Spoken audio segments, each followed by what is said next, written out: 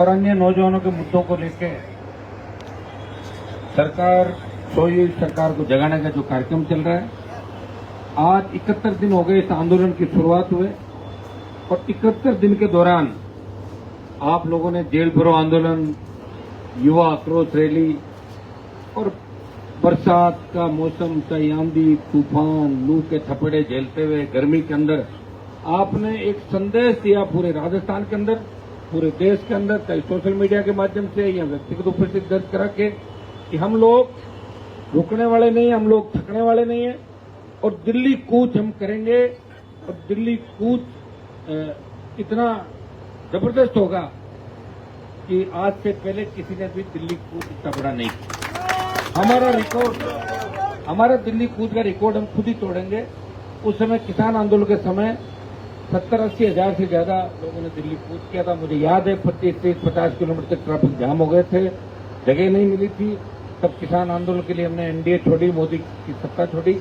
और अब की बार जो कूच होगा वो राजस्थान के जवान को दिशा देने के लिए, राजस्थान के जवान का भविष्य कैसे सुरक्षित रहे, किस तरह हमारे बच्चे किसानों के, किस तरह हमारे गांव के बच्चे, किस तरह हमारे शहर के बच्चे जो भटक रहे हैं, जिनका भरोसा इस सिस्टम से उठ गया, जिनका भरोसा आरपीएस से उठ गया, कर्मचारी चयन बोर्ड, माध्यमिक शिक्षा बोर्ड, चाहे रीट का एग्जाम हो, चाहे दूसरे एग्जाम हो, चाहे एसआई भर्ती, चाहे आरपीएससी, इसमें लगातार 20 साल में जितने भी चेयरमैन आए उन्होंने 60 से 70-100 अपने लोगों को लगाया।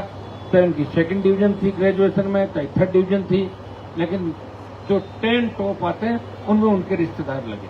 18-21 की कॉपियां हमने यहाँ सार्वजनिक करी थी।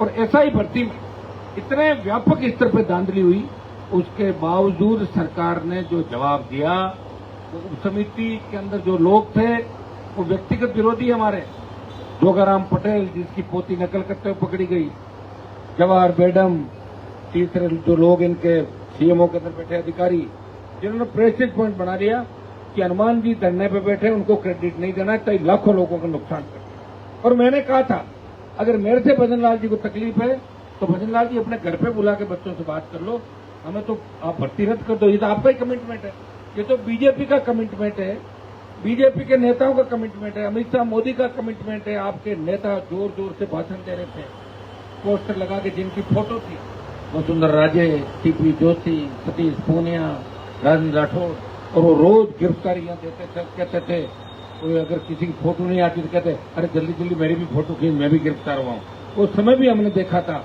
अरे कम से कम वाटर कैनन से पानी तो डालो, नहीं तो न्यूज नहीं बनेगी। बीजेपी के लोग की भीड़ तो आती नहीं थी उनके पास, तो न्यूज बनाने के लिए रोज यहाँ प्रयास करते थे। हर 15-20 की आरएलपी उस समय बजरी माफिया के खिलाफ राजस्थान में आंदोलन कर रही थी और वो बजरी माफिया भारतीय जनता पार्टी और कांग्रेस दोनों को जेब में लेकर घूम रहा था। हम जब भी आंदोलन कर रहे थे, रीट के खिलाफ हमने आंदोलन किया, केवल लाइन पर घेराव किया और लोकसभा के अंदर जो सबसे बड़ा मंच है वहां रीट को रद्द करने की बात की। रीट सेकंड लेवल का जो सेकंड रद्द हुआ, लेवल फर्स्ट रद्द नहीं किया, सीबीआई जांच नहीं करी और भारतीय जनता पार्टी ने उस पर पर्दा डाल दिया सरकार ने, क्योंकि उसमें बड़े मगरमच्छ पकड़े जाते और कांग्रेस के तमाम नेता जेलों के अंदर होते जो आज बड़े बड़ी ढींग आंक रहे हैं और बयानवीर बन के बकवास करते घूम रहे हैं।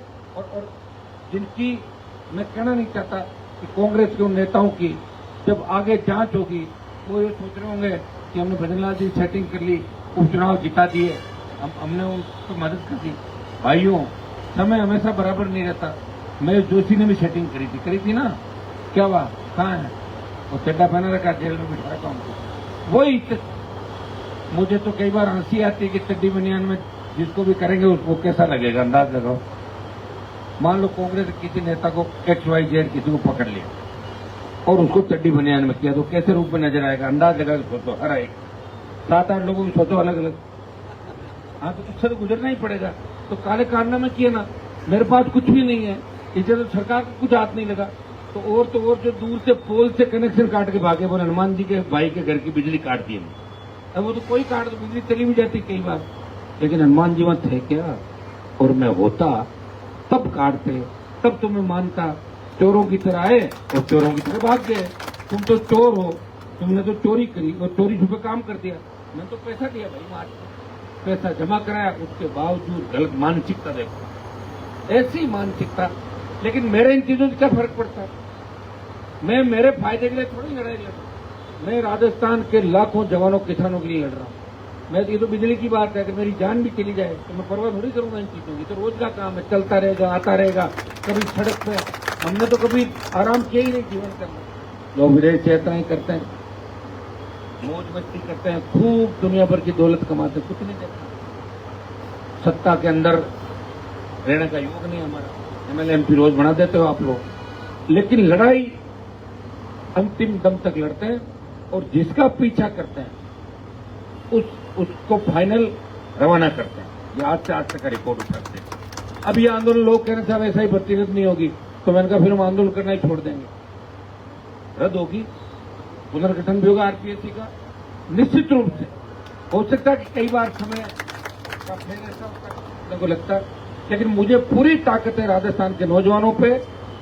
इस बार जो दिल्ली कूच होगा उसमें एक दिन आपको पूरी ताकत लगा। आप तो ऐसा ही भर्ती की बात कर रहे हो, अग्निवीर भी समाप्त हो जाएगा। साथ साथ पूरा देश का जवान राजस्थान के जवानों को धन्यवाद देगा कि जिस तरह किसान आंदोलन में पंजाब के जवानों किसानों की वजह से देश के किसानों को फायदा मिला, उसी तरह अग्निवीर के खिलाफ आंदोलन राजस्थान का जवान जो एसआई भर्ती और आरपीएस की पुनर्गठन की बात करा, जो जवान बेरोजगारी की ठोस योजना, बेरोजगारी से तंग आके तो बेरोजगारी के खिलाफ ठोस योजना बना के दिल्ली कूच की बात करा।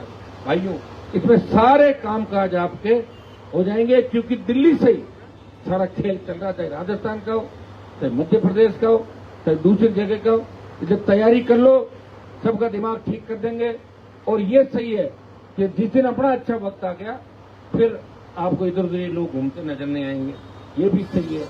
और इस तरह प्रदेश के अंदर जो हमारे हालात बना, आप देखिए रोज अखबार पढ़ते हैं सोशल मीडिया पे, एक से एक हमारी बहन बेटियों पर अत्याचार, गुंडागर्दी, कत्ल, हमले, पेपर लीक, फर्जी डिग्रियां, जमीनों पर कब्जे, ये माफिया राज जो पनपा जाए, शराब माफिया, भू माफिया, पर्यटन माफिया, कौन है इसके पीछे? हर जगह नेता है इसके पीछे। नेताओं का आशीर्वाद के बिना काम ही नहीं चलता। पुलिस की इच्छा के बिना इलाके में गुंडागर्दी नहीं हो सकती। अगर थानेदार ये तय कर ले कि मेरे इलाके में गुंडा नहीं होगा, दूसरा कोई नहीं सकता, तो कोई पॉलिटिकल लोग मदद कर देते, कोई उनका सिस्टम होता, कोई बंदी का सिस्टम होता। आर्थिक युग हर व्यक्ति पैसा कमाना चाहता, और हर व्यक्ति हनुमान बेनीवाल नहीं हो सकता। इसलिए हनुमान बेनीवाल को आप ताकत दो। मैं मेरे साथ रहने वाले तमाम जवानों को कहना चाहता हूं कि मैं जो लड़ाई मैंने लड़ी है उससे 15% लड़ लो, तुम लोग 10% लड़ लो, तुम बहुत बड़े नेता बन जाओगे राजस्थान के, और हर समाज को नया नेता बना के मैं दूंगा। ये मैं गारंटी ले सकता हूँ। गुजर नेता भी होगा, मीणा नेता भी होगा, हर समाज का नेता यहाँ से हमारे मंच से बनेगा, क्योंकि ये मंच तमाम लोगों का है। और आपने देखा कि जब आरएलपी का गठन किया तो मेरा पहला जो प्रदेश अध्यक्ष था, मैंने शेड्यूल कास्ट के व्यक्ति को प्रदेश अध्यक्ष बनाया पार्टी। 3 में से 2 विधायक शेड्यूल कास्ट का है। बावरी समाज का मारवाड़ में कभी चुनाव नहीं लड़ा कोई, बावरी समाज से एमएलए बनाया मैंने मेडिकल प्रयास किया। और मैंने 5 साल लड़ाई लड़ी। जब कांग्रेस बीजेपी मिलजुल जाती थी विधानसभा के अंदर, तब हमारे तीनों विधायक बेल में बैठते थे। चाहे छात्र संघ चुनाव कराने की बात है, चाहे किसान कर्ज माफी की बात है, स्टेट हाईवे टोल फ्री करने की बात है, चाहे भ्रष्टाचार हुआ, चाहे रीच का हुआ, हर जगह मेरे तीनों विधायक विधानसभा और विधानसभा के बाद सड़कों पे और लोकसभा के अंदर मैं आपकी आवाज बन के बोल रहा था। आज राजस्थान के तमाम मुद्दों के लिए, राजस्थान की लंबित योजनाओं के लिए अगर मोदी और अमित शाह से कोई टक्कर लेके आपको आपका हक अधिकार दिलाता है, सड़कें, रेलवे लाइन, पुल, ये मैं नहीं कहता, मैं बजट दे रहा हूँ, लेकिन मैं याद दिला रहा हूँ सोई हुई दिल्ली की सरकार को कि अगर राजस्थान में आना है तो आपको ये काम करने होंगे। भाई, जब मैं गया उससे पहले राजस्थान के एमपी जाते नहीं थे लोकसभा, खाना खाकर सोते रहते ज्यादा से ज्यादा। मेरे जाने के बाद सबको मैंने एक्टिव कर दिया, और कोई 0 ओवर लगाता, कोई 377 लगाता, कोई सवाल लगाता। पहले सवाल भी नहीं लगाते थे क्योंकि आप उनसे हिसाब किताब नहीं पूछते थे। मेरे जाने के बाद एक्टिव हो गए कि हनुमान जी रोज ही लड़ रहे हैं, हम नहीं लड़ेंगे। लोग पूछने लगे, अरे यार आप वहां के नींद लेते हो क्या, रोज हनुमान बेनीवाल क्यों उठाता है? तो मैंने पूरे राजस्थान के सांसदों को भी एक्टिव कर दिया। किया कि नहीं क्या एक्टिव, बताओ। और राजस्थान के तमाम नेताओं को, नेत्रियों को, पहले नेत्रियां घूमती थी क्या गाँव में, मेरे दादाजी, मेरे परदादाजी, सारे दादाजी परदादाजी घूम रहे हैं गाँव के अंदर। देखे कि नहीं देखे आपने? ये मेरे संघर्ष का ही परिणाम है। और मैं चाहता हूं कि हमारी बेटियां, महिलाएं आगे बढ़े निश्चित रूप से, लेकिन जो घमंड अभिमान लेके और जो दादाजी परदादाजी के नाम से राजनीति करना चाहे और दादाजी ने तो कुछ भी नहीं किया, मेरे दादाजी ने ये किया वो किया। नौकी तेरा करके पीने का पानी तो ले आए 70 साल के अंदर, कुछ नहीं किया। अगर किया है तो 15 साल में आपकी हुंकार ललकार और आपके संघर्ष और संगठन ने ही राजस्थान की सरकार को झुकाया, दिल्ली को झुकाया और राजस्थान का सम्मान बढ़ाया। जब मैं वहां गया था तब तो हरियाणा, यूपी और बिहार के सांसद मजाक उड़ाते थे राजस्थान के सांसद कि राजस्थान वाले तो कुछ नहीं, एक बार कांग्रेस को वोट देते रहे, एक बार बीजेपी को। तो मैंने कहा मैं आया हूं ना, देखना अलग ही नजारा नजर आएगा। और 5 साल के अंदर साबित कर दिया कि राजस्थान के अंदर भी लड़ाकों की कमी नहीं। जब किसान कौम को जरूरत पड़ेगी तो राजस्थान के सांसद भी तैयार है। हनुमान बेनीवाल ने इस देश की किसान कौम के लिए मोदी की सत्ता को ठोकर मार के आज सड़क पे बैठा हूं, और सिर्फ आपके फायदे के लिए बैठा हूं। मेरा फायदा चाहता तो मैं भी मंत्री बन जाता। ये जितने लोग चार्टर लेके घूम रहे, गजन शेखाओ तो दूसरे, ये मैं ही ले आता चार्टर, हेलीकॉप्टर बच्चे भागते रहते, कुछ लोगों का काम हो जाता, कुछ का नहीं होता। और कौन सा आप याद रखते हो? आप कौन सा याद रखते हो सारी बातें?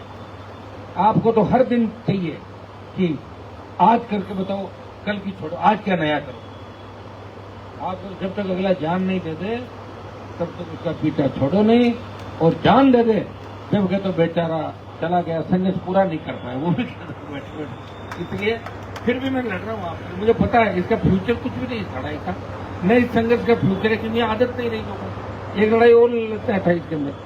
अब की बार लड़ाई में सारे हथियार चला देंगे, चाहे हमें कुछ भी करना पड़े। हम प्रयास करेंगे कि ये कोई कमी कहीं नहीं रह जाए कि आरएलपी वालों ने कमजोर लड़ाई लड़ी। अभी से लड़ने लगे, 1-1.5 साल से कौन लड़ रहा है? कांग्रेस लड़ रही है क्या? कहाँ है कांग्रेस? कांग्रेस के नेता कोई छत्तीसगढ़ में घूम रहा है और कोई बिहार में कह रहा है वहां, यहाँ तो वहां कौन से बिहार में वोट दिला देंगे बताओ मुझे? तुम्हारा जो इलाका वहां तो जाएंगे। तुम लोग एक बयान देने में तो 1000 बार थे कि बयान देख नहीं दे, 10 जनों को पूछते हो। एक व्यक्ति राजस्थान में लड़ाई लड़ रहा है, वो किसी की परवाह नहीं करता, वो सिर्फ परवाह करता तो राजस्थान के जवान किसान की परवाह करता है। वो न किसी जाति की परवाह करता और न किसी और की। गुंडा किसी भी जाति को, उसके खिलाफ हनुमान बेनीवाल बोलता है। और आपको पता है कि आजकल सड़कों में ज्यादा गुंडे घूम रहे हैं, आते ज्यादा घूम रहे नहीं। जान हथेली पे लेकर चल रहा हूं मेरे भाई, सरकारों से लड़ना, गरीबी से लड़ना और इन जवानों को साथ लेकर चलना। तो हर आधे घंटे बाद नाराज होते हैं, हर 1 घंटे बाद मनाना पड़ता है। एक उधर जा रहा है और एक भी उसको पकड़ के लाओ। मेरा भाषण नहीं कराया, मुझे गाड़ी में नहीं बुलाया, मेरी सेल्फी नहीं ली, मुझे पहले नहीं बुलाया, मेरे से माला नहीं पहनाई, मेरा ये कर दिया वो कर दिया, इसके बाद सोचा क्या वो कैसे आ गए। तो बहुत मुश्किल है साथ रखना। परिवार में अगर बराबर के 4-5 भाई हो ना तो पिताजी के लिए मुश्किल है, तो बच्चों के साथ रखना। और भाइयों का आपस में रहना भी बहुत टेढ़ा है। जैसे ही शादी होती है, घर वाली आई, भाई भाई अलग, माता पिता होते हैं कि नहीं होते हैं, तो सगे भाइयों को हो जाता है, झगड़ा हो ही जाता है। लेकिन हनुमान बेनीवाल तुम्हारे भरोसे लंबी लड़ाई लड़ रहा है, अपनी जिंदगी का एक एक पल तुम लोगों को दे रहा है। कोई ये नहीं कहते कि यार हनुमान ऐसे ही लड़ रहा है, लोग ये तो कह रहे हैं कि लड़ाई तो मजबूती से लड़ रहा है। हाँ, ये बात है कि राजस्थान की जनता समझ नहीं रही। अब आपको कहने लगे लोग, मेरे को तो नहीं कह रहे, मेरे को तो किससे कहेंगे? सीधे दिखा, अंदर से सारा खंगाल लिया, वसुंधरा से किस समय किन हालात में। आज कोई वसुंधरा की जो स्थिति है वो ऐसी थोड़ी होगी। तो मेरी लड़ाई और मेरा ही तो संघर्ष था। कहाँ तो मैडम जब निकलती थी लोग उसके पैरों में पड़ जाते थे, और कहाँ मैडम निकलती है तो सीताराम जी कहते हैं मैं तो आपको नहीं जानता मैडम। जब भी पहले सीताराम जी वसुंधरा जी को वहां में छीन के लाया था, और आज कह रहे मैंने कुछ फोटो, उसका कोई फ्यूचर नहीं पता। तो ऐसे लोग भी मतलब मैडम को छोड़ गए, ये बेटे पीछे तो और अपने रणजीत राम जी का दूध वाले आ जाएगी, वो भी जमाना था। तो भाइयों, वसुंधरा का एक युग था, उस युग को समाप्त किया और तब भजनलाल जी का अवतार हुआ। अवसर हुआ कमल के फूल पर बैठ के भजनलाल जी, और बहुत बड़ा काम किया इन्होंने 1.5-2 साल के अंदर। मेरे घर का बिजली का कनेक्शन काटने के लिए चोरी छुपे इंतजार किया, वहां भेज दिया। तो लोगों कह रहे काट दिया, मैंने सीट जीत ली। तो तुम्हारा क्यों मेरे से झगड़ा है कांग्रेस से, ये तो बताओ कि हमारा असली झगड़ा तो आरएलपी से, कांग्रेस हमारे कोई दिक्कत नहीं, हम तो मिलजुल के खा रहे हैं दोनों पार्टियां। एक बार ये खाते हैं और एक बार ये खाते हैं। चोर चोर मोसरे भाई, एक सांपनाथ दूसरा नागनाथ। अब तुम पता नहीं कब सुधरोगे। वोट के वक्त तुम जाति में बढ़ जाओगे, वोट के वक्त तुम कह दोगे कि मैं तो वोट देने नहीं जाऊंगा यार, मैं सोशल मीडिया से पोस्ट कर लूंगा, ये कर दूंगा, वो कर दूंगा। तो वोट चाहिए मेरे भाई, लोकतंत्र के अंदर तो वोटरों से ही होता है सारा काम। जब तक एमएलए मेरे इस बार आ जाते तो मजा लेगा बनलाल की और दूसरों की। इस तरह के हालात बढ़ते राजस्थान में, इस तरह आपको सड़कों में बैठना पड़ता छोटी छोटी चीज के लिए। गुर्जर समाज 2 दिन से धरने पे बैठा है, महिलाओं पर पुलिस लाठीचार्ज कर रही है। बताओ, मैंने वीडियो देखा था इस तरह। लेकिन मैं महिलाओं को भी धन्यवाद दूंगा, हमारी सारी शेरनियां जो माताएं बहनें, कभी हिम्मत नहीं आ रही है, कभी पुलिस आगे भाग रही है, कभी वो पीछे भाग रही है। तो एक अच्छा नजारा देखने को मिल रहा है। अब मैं लॉ एंड ऑर्डर मैं थोड़ी खराब कर रहा हूँ, सरकार खुद ही कर रही है। लेकिन सरकार को सारी जातियों को साथ लेके जो आवश्यक चीज है सीएम को ध्यान रखना चाहिए। मुझे लग रहा है मुख्यमंत्री के पास फीडबैक जाता ही नहीं। 2-5 जो लोग हैं वही कह देते हैं, भजनलाल बन के फोन कर देते हैं या वही कर देते हैं, उनको पता नहीं चलता। तो यही हालात इसलिए राजस्थान में बिगड़ रहे हैं और आने वाले समय के अंदर और भयावह हालात। लेकिन मैं 3.5 साल आपके लिए लड़ूंगा। मैंने प्रॉमिस किया, आपको वादा दिया है कि 13 से 18 और 18 से 23, 23 से 28, 28 से 33 नहीं आएगा, पहले बता दो। 33 फिर तो उम्र भी बढ़ती जाएगी। लेकिन 28 तक लड़ेंगे, तैयार हो जाओ। 28 में सत्ता पे कब्जा करना है, किसी भी तरह हम सत्ता में एंट्री मारेंगे और मजबूत तरीके से नौजवान सत्ता के अंदर घुसेगा और सारे समाजों का नौजवान इकट्ठा होकर इस बार कांग्रेस बीजेपी को घर बिठा के राष्ट्रीय लोकतांत्रिक पार्टी और तमाम पार्टियों का साथ देगा। तो दोनों पार्टियों के खिलाफ राजस्थान में मोर्चा खड़ा करके लड़ रही है, मोर्चा बना के लड़ रही है और दोनों पार्टियों को सत्ता से दूर करेगा। करोगे कि नहीं करोगे? या तो वाले खान साहब से हाँ बोल रहा हूँ तुम्हारी, ठीक है। बहुत बहुत आपको धन्यवाद।